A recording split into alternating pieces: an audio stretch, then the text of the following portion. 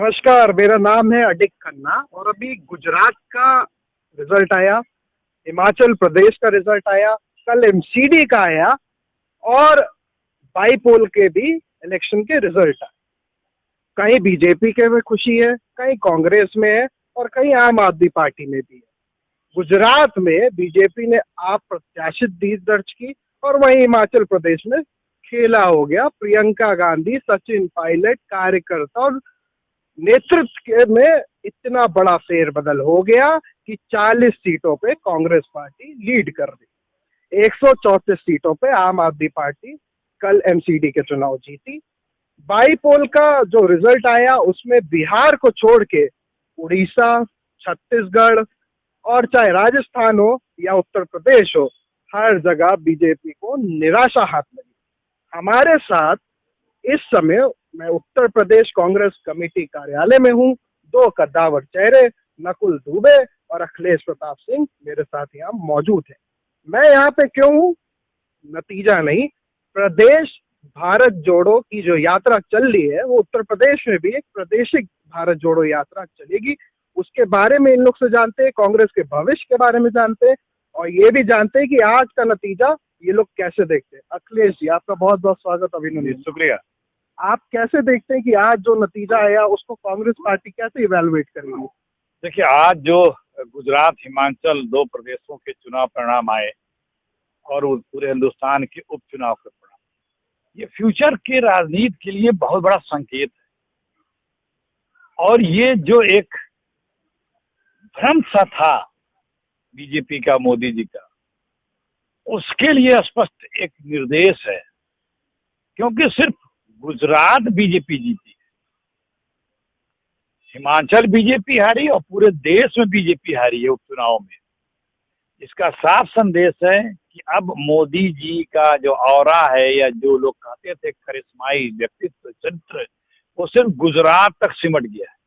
पूरे हिंदुस्तान में मोदी जी का ऑरा खत्म, बीजेपी की उल्टी गिनती चालू। मोदी योगी दोनों लोग फ्लॉप। यूपी में चारों उपचुनाव, एक लोकसभा 3 विधानसभा, बीजेपी का सुपड़ा साफ।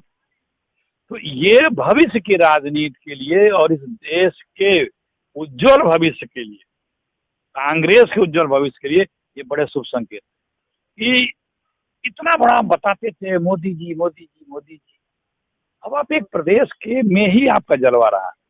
वो भी आपने कौन कौन से कर्म वहाँ पे, कौन कौन सी भाषा शब्द या किस किस तरह का विलाप का वहाँ पे आपने आचरण नहीं किया, उसके बावजूद आप सिर्फ वहीं तक रहे। आपका जलवा पूरे देश में नहीं है। ये इस चुनाव और उपचुनाव से देश के नाम सीधा सीधा संदेश यही है। हिमाचल प्रदेश में जिस हिसाब से कांग्रेस पार्टी की तैयारी थी, क्या लगता है प्रियंका गांधी फैक्टर वहाँ पे काम किया?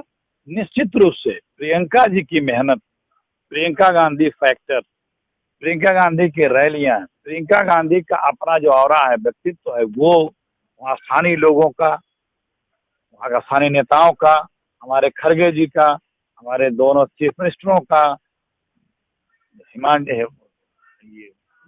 भूपेश बघेल जी और गहलोत साहब का, इन सब लोगों की, राजीव शुक्ला जी की, जो हमारे प्रभारी इंचार्ज हैं हिमाचल के, इन सब लोगों की मेहनत प्रियंका जी के नेतृत्व में जो हुई है हिमाचल में, उसका यह नतीजा है कि वहाँ की जनता ने कांग्रेस में आस्था दिखाई।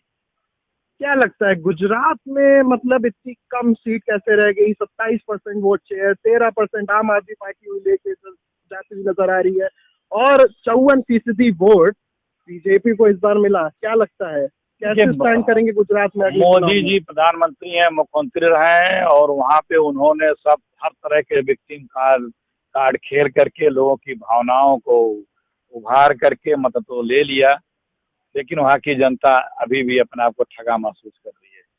हिमाचल में क्यों नहीं ले लिया? हिमाचल में इनके राष्ट्रीय अध्यक्ष भी है नड्डा जी, बीजेपी के राष्ट्रीय अध्यक्ष है नड्डा जी, हिमाचल उनका प्रदेश है। क्या हालत हुई? ये तो मैं कह रहा हूँ कि पूरे देश को ये एक संदेश है, मोदी एरा फिनिश। हमारे साथ नकुल दुबे जी है। अब इनसे प्रदेश पे बात करते हैं क्योंकि ये प्रदेश से जुड़े रहे, अर्बन डेवलपमेंट जैसा इनके पास पोर्टफोलियो रहा। नकुल दुबे जी, ये बताइए, भारत जोड़ो चल रही है, जी जी। ठीक है, जनवरी में यहाँ आने पे, मतलब यहाँ उत्तर प्रदेश में भारत जोड़ो आएगी। सुनने में आया है कि प्रादेशिक भारत जोड़ो यात्रा भी कांग्रेस पार्टी शुरू करेगी, उसके बारे में बताइए। अब मैं तो सबसे पहले यही कहना चाहूंगा कि मैं अपने समस्त कांग्रेसजनों को शुभकामनाएं, बधाई देता हूं आज जो हिमाचल प्रदेश में जो सत्ता परिवर्तन हुआ है। और दूसरी बात है कि एक गांधी जी ने सन 1982 में यात्रा निकाली थी, उस वक्त देश आजाद हुआ था, और दूसरे गांधी ने सन 2022 में यात्रा निकाली है, और एक बार देश पुनः आजाद होगा। आज हमारा देश गुलामी की राह पर चल पड़ा है, और जिस तरह से आप देख रहे हैं कि चाहे वो अडानी जी हो, चाहे अंबानी जी हो, चाहे अब एक नया इन्वेस्टर समिट के माध्यम से विदेशों का पैसा ला के हम लोगों को और कर्जदार बनाने का कार्य शुरू हो गया है। तो इस तरह से मैं तो कहता हूँ कि 2022 में ईस्ट इंडिया कंपनी लाई जा रही है हमारे उत्तर प्रदेश में और हिंदुस्तान में। तो इन सबसे निजात दिलाने के लिए आज राहुल गांधी जी की यात्रा पूर्णतः सफलता की ओर है, और हम सब लोगों ने जो स्वदेशी यात्रा निकालने का ऊपर से निर्देश उसका पालन कर रहे हैं, तो उसमें भी यही है, संदेश देना है कि भाई आप लोग झूठ से निजात पाओ, झूठ से मुक्ति पाओ, और देश को गुलामी की राह पर मत जाने दो। जो हम लोगों को, जैसे मुझे 11 जिलों में जाना है, तो उन 11 जिलों में मीडिया कुछ, भाई आप लोग भले अच्छे लोग हैं तो आप लोगों की अच्छी विचारधारा है, लेकिन कुछ लोगों की बिकी हुई विचारधारा है। तो उस बिकी विचारधारा के विपरीत जाकर के जनमानस से व्यक्तिगत संपर्क करते हुए हम लोग राहुल गांधी जी की बातों को जन जन तक पहुंचाने का इसलिए कार्य कर रहे हैं कि हम लोगों को देश से प्रेम है। जो भी राष्ट्रभक्त है, जो भी देश को बचाने वाला है, वो आज हर व्यक्ति यात्रा से जुड़ा हुआ है, और जो देश को बेचने में दिलचस्पी रखते हैं, जो देश को गुलाम बनाने में दिलचस्पी रखते हैं, जो झूठ के ऊपर चलना चाहते हैं, जो झूठ को पूरे हिंदुस्तान में फैलाना चाहते हैं, वो सब आज भारतीय जनता पार्टी के साथ है। इसलिए कांग्रेस पार्टी का ये लक्ष्य है, और आज का दिन तो हमारे लिए बहुत ही ऐतिहासिक दिन है। शुरुआत हो चुकी है, अभी हमारे अखिलेश साहब कह रहे थे कि ये जो आज अंगड़ाई ली गई है, और इस अंगड़ाई का सीधा परिणाम है कि 2024 में कांग्रेस पार्टी पूर्ण बहुमत से आ रही है, और पूरे हिंदुस्तान में कांग्रेस पार्टी की सरकार सन 2024 में आपको दिखाई पड़ेगी। जो प्रादेशिक आपकी यात्रा है भारत जोड़ो, उसका स्वरूप क्या है? मतलब कब निकलेगी, कहाँ कहाँ जाएगी, कितने लोग जुड़ेंगे, और कब भारत जोड़ो यात्रा से जुड़ेगी? क्योंकि निकाय चुनाव है, तो सुनने में भी आ रहा है कि शायद उत्तर प्रदेश भारत जोड़ो यात्रा ना आ पाए।